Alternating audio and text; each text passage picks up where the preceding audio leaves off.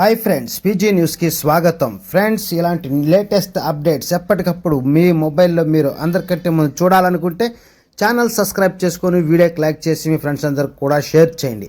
ఈరోజు దుబాయ్ నుండి air India విమానం మొట్టమొదటిగా విమానం AI916Dలో దుబాయ్ నుండి వచ్చిన ప్రయాణికులను మరియు సిబ్బందిని స్వాగతించింది.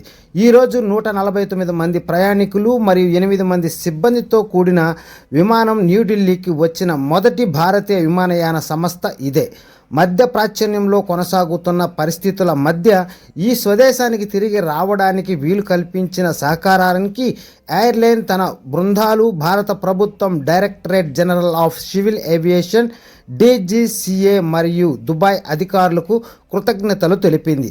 అంతర్జాతీయ ప్రయాణాన్ని ప్రభావితం చేసే ప్రాంతీయ సవాళ్లు ఉన్నప్పటికీ కీలకమైన విమాన సంబంధాలను కొనసాగించడానికి కొనసాగుతున్న ప్రయత్నాలను ఈ విమానం విజయవంతంగా నడపడం చాలా గొప్ప విషయం. అయితే ఫ్రెండ్స్, మొత్తం గతంలో కూడా మనం ఈ యొక్క విమానాల పరిస్థితులు అయితే తెలుసుకున్నాం. ఎలాగా అంటే కరోనా విషయంలో కూడా చాలామంది అయితే అనేక దేశాల నుండి భారత్కు రావడానికి, స్వదేశానికి రావడానికి, వారి దేశాలకు వెళ్ళడానికి చాలా ఇబ్బంది అయితే ఎదుర్కొన్నారు. రాబోయే రోజుల్లో ఇలాంటి పరిస్థితులు ఉన్నట్టుగా మనం ఇక్కడ అర్థం చేసుకోవచ్చు. ఎప్పటికప్పుడు అప్డేట్ మీకు తెలియజేస్తూ ఉంటాను. ఛానల్ ఫాలో చేస్తూ